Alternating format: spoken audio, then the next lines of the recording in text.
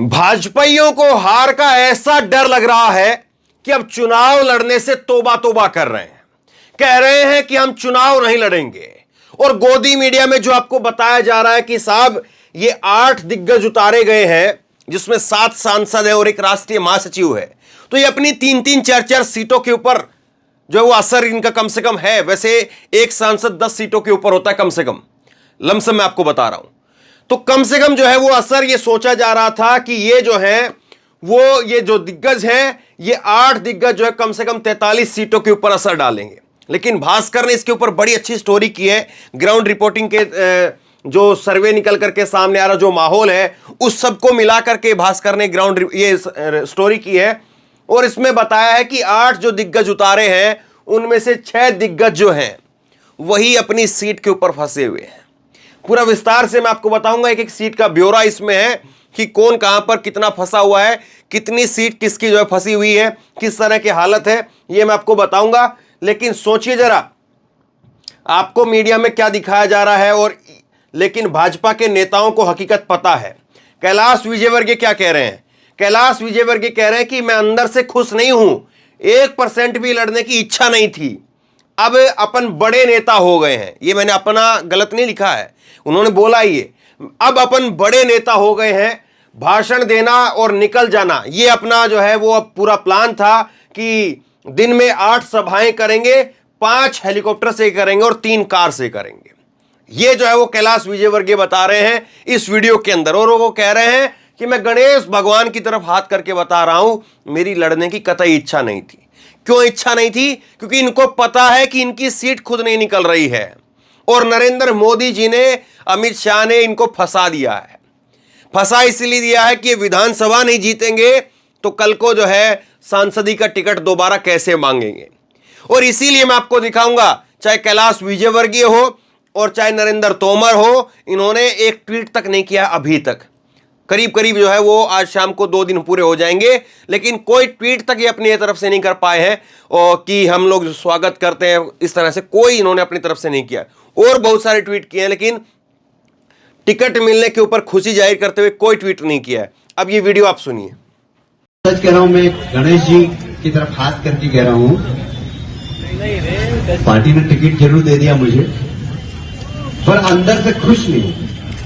सच कह रहा हूं, इसलिए कि मेरी लड़ने की इच्छा ही नहीं थी, एकदम 1% भी इच्छा नहीं थी। एक माइंडसेट होता है ना लड़ने का, अपने को तो जाना भाषण, अब बड़े नेता हो गए, अब हाथ जोड़ने कहा जाएंगे, तो भाषण देना और निकल जाना, भाषण देना और निकल जाना, ये सोचा था हमने। तो हमने तो प्लान ये बनाया था कि रोज 8 सभा करनी है, 5 हेलीकॉप्टर से और 3 कार से, इस प्रकार रोज 8 सभा करनी है इस पूरे चुनाव में। और ये सब प्लान भी बन गया था, पर आप जो सोचते वो होता क्या, भगवान की जो इच्छा होती है वही होता है।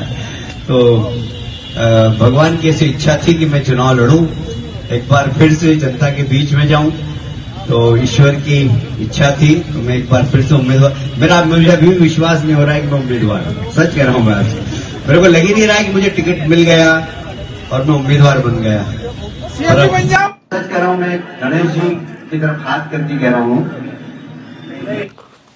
तो यहां पर गणेश जी की तरफ हाथ करके कह रहे हैं। अब गणेश जी को तो झूठा नहीं बताएंगे, कम से कम ये मान करके चलते हैं। लेकिन जरा देखिए स्थिति क्या है। इन जो दिग्गजों को उतारा गया, इन दिग्गजों के सारे सोच रहे थे कि ये 4-4 5-5 सीटें और निकालेंगे, अपनी सीट तो निकालेंगे ही, मतलब बैठे बैठाए 50 सीट आ जाएंगी। लेकिन हुआ वैसा बिल्कुल भी नहीं। अब मैं आपको जो है बगैर देरी के पूरा गणित जो है बता देता हूं। पूरा गणित आप देखिए, भास्कर ने स्टोरी की है, बड़ी शानदार स्टोरी है। जिन 79 सीटों के ऊपर भाजपा ने प्रत्याशी उतारे हैं, उनमें से 76 पर कांग्रेस के विधायक हैं। मतलब 39 सीटें अभी जो दी हैं और इससे पहले 39 सीटें दी थी, उनमें से केवल 3 सीटों के ऊपर बीजेपी जीती थी।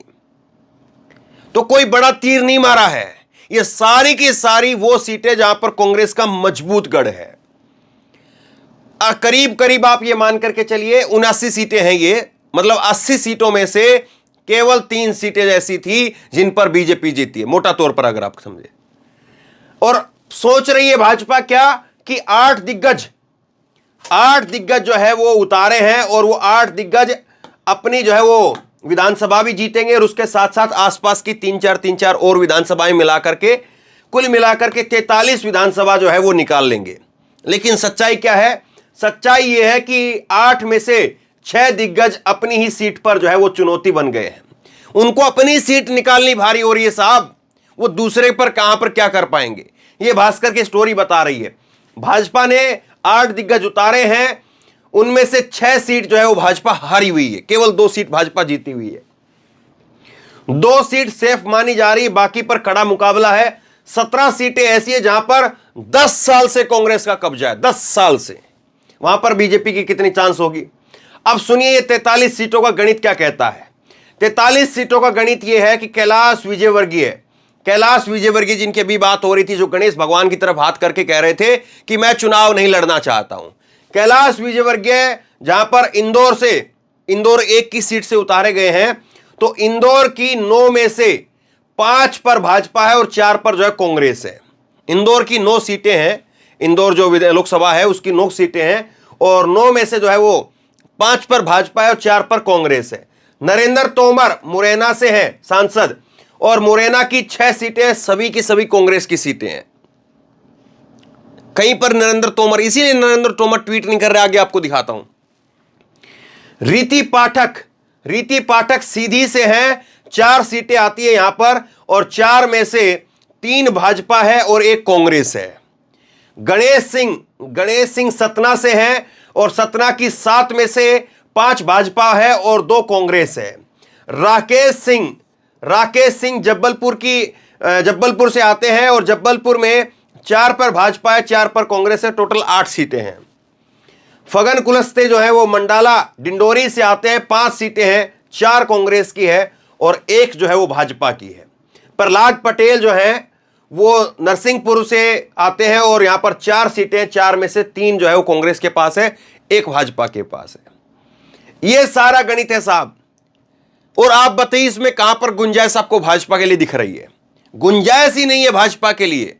और ये मैं नहीं कह रहा हूं, ये भास्कर की स्टोरी है, बड़ी शानदार स्टोरी की, इसको पढ़ना चाहिए। मैं आपको बताता हूं। इधर सीएम बोले सारे दिग्गज चुनाव लड़ेंगे। अब शिवराज सिंह चौहान कह रहे हैं कि हमारी तो महाविजय होने वाली है, हमारे सारे दिग्गज आ गए हैं। सुनिए जरा, सीएम शिवराज सिंह चौहान ने कहा कि सभी सीनियर लीडर विधानसभा का चुनाव लड़ेंगे। सीएम के इस बयान से उन अटकलों को जोड़ करके देखा जा रहा है जिसमें उनके चुनाव नहीं लड़ने की बात है। दूसरी सूची में शामिल बड़े नेताओं को टिकट मिलने से संकेत है कि चुनाव के नतीजों के बाद बड़े फैसले में ये नेता पहली कतार में खड़े दिखाई देंगे। तो ये जो है वो बताया जा रहा है। और कांग्रेस पार्टी की सूची कब आएगी? अब बीजेपी ने तो अपनी 78 सीटें यहां पर घोषित कर दी हैं, 79 सीटें। तो कांग्रेस की जो है वो सीट जो है वो बताया जा रहा है कि 30 तारीख को राहुल गांधी की पहली सभा होगी और 5 अक्टूबर को यहां पर जो है वो पहली सूची आ सकती है। कांग्रेस जो है 5 अक्टूबर को जन आक्रोश यात्राएं समाप्त होने के बाद में टिकट जो है वो जारी करेगी, उम्मीदवारों की टिकट। और यात्रा की समाप्ति के दौरान धार की सरदारपुर सीट के मोहन खेड़ा में कांग्रेस के राष्ट्रीय महासचिव प्रियंका गांधी शामिल होंगी और कांग्रेस के पूर्व राष्ट्रीय अध्यक्ष राहुल गांधी का पहली चुनावी दौरा 30 सितंबर को होने वाला है। वो काला पील में जन आक्रोश यात्रा में शामिल होकर के बड़ी चुनावी सभा को संबोधित करेंगे। और कमलनाथ दिल्ली में केंद्रीय नेतृत्व और स्क्रीनिंग कमेटी के साथ में चर्चा कर रहे हैं। 30 सितंबर को कमलनाथ जो भोपाल आएंगे और पहली सूची जो है वो 30 से 72 सीटिंग एमएलए की संभव है कि 70 से 72, माफ कीजिए 70 से 72 जो है जो मौजूदा विधायक हैं उनकी पहली सूची कांग्रेस जो है वो जारी कर सकती है। तो ये उल्टा होगा एक किस्म से। बीजेपी ने वहां पर जो है वो अपनी सूची जारी की है जहां पर बीजेपी 10 साल से नहीं है, कहीं 5 साल से नहीं है, कहीं पर जीती नहीं है बीजेपी, वहां पर बीजेपी ने अपनी पहली सूची जारी की है। कांग्रेस कह रही कि हम पहले जो मजबूत है वहां पर हम पहली सूची जारी करेंगे। अब इसका असर क्या होगा, क्या रहेगा, कैसे रहेगा, वो तो समय बताएगा। लेकिन यह जो है बड़ा दिलचस्प है। और इसमें एक और खबर देखिए, 8 दिन पहले ही पार्टी के अंदर आई मोनिका और अमरावड़ से जो है इनको उतार दिया। भाजपा ने मोनिका शाह बट्टी 33 साल की इनकी उम्र है और छिंदवाड़ा की अमरवाड़ा सीट से एसटी से उतारा है। और मोनिका ने 19 सितंबर को ही भाजपा की सदस्य ली थी। मोनिका अखिल भारतीय गोंडवाना पार्टी के पूर्व राष्ट्रीय अध्यक्ष रहे एवं पूर्व विधायक रहे स्वर्गीय मनमोहन शाह बट्टी की बेटी है ये। तो देखिए साहब कैसे कैसे होता है, जो कहते हैं कि पहले 5 साल आओ यहाँ पर जो है वो करो, दरी बिछाओ, ये करो, फिर उसके बाद टिकट मिलेगा, या 8 दिन पहले आती इनको टिकट मिल जाता है। तो भाजपा खुद जो है वो जितना उम्मीद देख रही थी उतना उम्मीद भाजपा को अब बिल्कुल छोड़ देनी चाहिए, क्योंकि जमीनी हकीकत ये बता रही है कि जिनको टिकट दिया गया है वो खुद फंसे पड़े हैं और वो खुद अपनी सीट जीतने में ताकत लगाएंगे, दूसरी सीटों को जीतने में ताकत लगाएंगे। अब सोचिए, चाहे जो है वो कैलाश विजयवर्गीय हों या नरेंद्र तोमर हों, वो अपनी सीट बचाने में फंस गए हैं कि अपनी सीट को कैसे बचाया जाए। मैं आपको दिखाता हूं कैसे ये लोग अभी तक ट्वीट तक नहीं कर पा रहे हैं। नरेंद्र तोमर का ये देखिए अब ट्विटर हैंडल है और नरेंद्र तोमर सब कुछ ट्वीट कर रहे हैं, लेकिन टिकट के बारे में कोई ट्वीट नहीं किया। ये ट्वीट तो खैर उन्होंने पिन किया हुआ है, लेकिन ये देखिए 1 घंटे पहले नरेंद्र मोदी को रीट्वीट किया है, फिर नरेंद्र मोदी का ही रीट्वीट है, फिर उसके बाद में अमित शाह का एक जो है कॉलम छपा है अखबार के अंदर, उसको जो है वो उन्होंने ट्वीट किया है, ठीक है। फिर वो पर्यटन दिवस की बधाई है, मतलब सब तरह की ट्वीट है। मैं आपको दिखा देता हूँ 2-3 दिन के आखिरी, लेकिन अपनी तरफ से उन्होंने कोई भी ट्वीट नहीं किया है जहाँ पर वो बधाई दे रहे हों, धन्यवाद दे रहे हों कि मुझे टिकट मिला है, बहुत बहुत धन्यवाद। ये 23 घंटे पहले का ट्वीट है, ये भी 23 घंटे पहले का ट्वीट है। रोजगार मेला, प्रधानमंत्री, ये सारे ट्वीट जो है उनके 25 सितंबर तक हम पहुँच गए। 25 सितंबर, ये 26 सितंबर, ये भी 26 सितंबर, ये 25, ये भी 25 सितंबर, कहीं पर लेकिन कोई वो ट्वीट नहीं है। कहीं पर भी जो है वो इन्होंने अपना ट्वीट नहीं किया है कि जब उनको जो है वो टिकट मिला हो और टिकट मिलने के बाद उन्होंने कोई ट्वीट करके जिसकी जानकारी दी हो। तो कहीं पर कोई इस प्रकार का ट्वीट नहीं है, ये आप देख लीजिए। तो अब ये स्थिति क्या बताती है? क्या वाकई भाजपा की हालत बड़ी जो है वो दयनीय हो गई है, बड़ी पतली हो गई है और इसीलिए कोई ट्वीट करके राजी नहीं है? कैलाश विजयवर्गीय को देखिए, ये कैलाश विजयवर्गीय का हैंडल है और ये भी जो है इन्होंने पिन किया हुआ ट्वीट है ये तो। और उसके बाद में नरेंद्र मोदी को रीट्वीट कर रहे हैं और जो है रीट्वीट किया है, ये अशोक सिंघल के बारे में ट्वीट किया है, महाकाल का ट्वीट है और अलग अलग प्रकार के ट्वीट हैं, लेकिन कहीं पर भी जो है वो इन्होंने ट्वीट नहीं किया है। ये कल का इन्होंने भाषण जो है वो ट्वीट किया है कि इंदौर विधानसभा के क्रमांक 1 से कार्यकर्ताओं के साथ में संवाद, लेकिन कहीं पर भी जो है वो ट्वीट नहीं किया है इन्होंने कि जहाँ पर टिकट के देने के बाद में जो है ये अपना वो धन्यवाद दे रहे हो कि टिकट मिल गई है, बहुत बहुत धन्यवाद। कोई ट्वीट नहीं है, देख लीजिए आप, 26 तारीख के ट्वीट है। तो साहब ये स्थिति है बीजेपी की, कहीं पर कोई लड़ने के लिए तैयार नहीं, कोई ट्वीट करने के लिए तैयार नहीं। इसका मतलब क्या है? इसका मतलब यही है कि बीजेपी में जो है वो हालत खराब है। ये कल जो है नरेंद्र तोमर से वैसे एनआई ने पूछा और एनआई ने से क्या जवाब दिया इन्होंने कहा कि मैं भाजपा का कार्यकर्ता हूं, पार्टी को लगता है कि मुझे विधानसभा चुनाव लड़ाना चाहिए तो पार्टी का आदेश मानेंगे, हम कार्यकर्ता हैं, पार्टी जो आदेश देगी वह हम करेंगे। मतलब कुछ भी ये लोग अपनी तरफ से किसी ने नहीं कहा कि मैं चाहता था कि मैं विधानसभा लड़ूं, सब ये कह रहे हैं कि पार्टी का आदेश है। तो मतलब सीधा संदेश ये है कि भाई हम तो चाह नहीं रहे थे, ऊपर वालों ने बोल दिया, अब क्या करें। दूसरा जो है वो दिग्विजय सिंह चुटकी ले रहे हैं, दिग्विजय सिंह मजे ले रहे हैं और दिग्विजय सिंह कह रहे हैं कि कमलनाथ, ये इनका जो है शिवराज सिंह चौहान जो है उनका टिकट मिलेगा कि नहीं मिलेगा, सबका टिकट मिल रहा है, इनका टिकट कब मिलेगा, इनका टिकट काट तो नहीं देंगे। तो कांग्रेस इसमें अलग चुटकी ले रही है। इसके साथ साथ एक खबर मैं आपको और दिखाता हूं जो देखनी सुननी जरूरी है, और ये खबर पुरानी नहीं है, ये खबर 27 सितंबर की ही खबर है और ये उज्जैन की खबर है, मध्य प्रदेश की खबर है, जहां पर टिकटों को लेकर के हम इतनी सारी बात कर रहे हैं। लेकिन उसी प्रदेश में मुख्यमंत्री खुद अपने आप को मामा बताते हैं, उसी प्रदेश में डबल इंजन की भाजपा की सरकार चल रही है और उस प्रदेश में क्या हो रहा है, उस प्रदेश में आज ही सुबह की खबर है 27 तारीख की, उज्जैन में निर्भया जैसी घटना हुई है। बच्ची कौन है, कहां से आई है पता नहीं है। एक्सपर्ट ने बोली से समझा बच्ची यूपी की हो सकती है। दुष्कर्म के बाद खून से सनी बालिका 2.5 घंटे अर्धनग्न हालत में भागती रही। इंदौर में इलाज के दौरान पुलिस ने खून दिया, अब खतरे से बाहर है। तो साहब ये स्थिति है मध्य प्रदेश की। वहां पर एक छोटी बच्ची सीसीटीवी के अंदर जो है दिख रहा है और ये बच्ची कैसे खून से लथपथ जो है पाई गई। अब सोच सकते हैं अब क्या किया गया होगा। ये हालत है।